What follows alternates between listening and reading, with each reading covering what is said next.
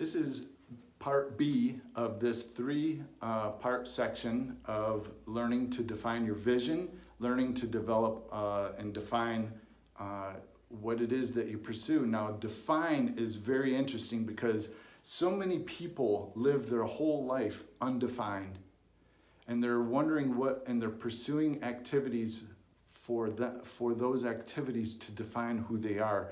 And in the process of this, they're losing their soul. So a big part of this to live out your vision that is fueled by your values and your belief is starting to define what it is that you want to do, what it is that you're about. And as an entrepreneur, you need to define what it is that your product's about. You need to define what your service experiences is about. When I, as a hairstylist, how I'm living my life in the salon industry is defined by the trade shows that I go to, by the salons that I work with. They hand me a manual and they say, this is how we do our service experience. And over time, you can experience frustration in some of these areas and just want to quit or start acting out dysfunctionally because you're living your life defined by these circumstances that aren't your own. So a big part of solopreneur, entrepreneurship, going out, working out on your own, starting to build a team starts with defining how you would like to do your business. This is huge because it can be totally different, and that's what this part here is, and this blue section is going to be in the second part of what we talk about.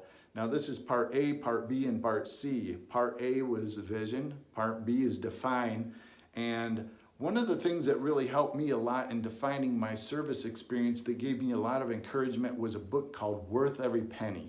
And I'll put the link down below. It's an Amazon affiliate link, and click on that, and I recommend you get the hard copy of it because you want to underline in it and you want to write in it. And I'm sure you can do that with the Kindle version, but the hardcover is something you put on the shelf, pull it out, and go right to a section really quick and open the book up and find some inspiration, because this really does help you define that you are worth way more than what you think you are. If somebody down the street from you is charging $20 and you say you have to charge $20 or you want to cut a deal and do $15, then there are people that are searching out there for a $95 service. And you know what? If you learn to express your vision, define your service experience, and step out of what is normally done in your service industry and define something new over and over with repetition, it gets in the algorithms of all of the entire universe online, and people start finding you. And that's what separates you from other people, is because you have a whole new vocabulary, you have a defined way of doing things, and you show results with before and after pictures, have testimonies, and it's amazing at what people will pay you to do something that's different from some of the other people around you, but you just don't know this yet. So that's why it's really important when you start defining your service experience, your product, your online course, your ebook, how you want to define what that will do for the person that reads it. What's the transformational promise that you are promising your person? Define that. Explain what that is. Even define new vocabulary, new words. Express yourself, because that's again what these things are going to be coming into play on the next part of what this video series will be about. So define your service experience is all about how you differentiate what you do from others around you. And learn to define these things that you do that are undefined. Now, there's a lot of people that do things that are undefined. It's this intuitive second nature thing that you do. And if I was to stand next to you, I would say, wait, what was that? You just did something. And you said, it's just something I do. It's undefined. So when we put a label to it and define it, then we're able to put it into a system to make it teachable. So you want to learn to define the undefined and start keeping track of those in your journal. And it's just like the part that we talked about in vision with God's highlights. All of a sudden, God's highlighting something to you to pay attention to. You want to write that down. So one of the things that I want to ask you is, what's missing in your industry? in my industry as a hairstylist, curly hair training years ago was only limited to like 2 brands. I wanted to be non-brand based, so that's differentiation. I wanted to be able to use any product. These training companies said use our products. I wanted to use any product, or products that I love that are a variety of different products, not all one brand thinking. So again, I'm differentiating myself.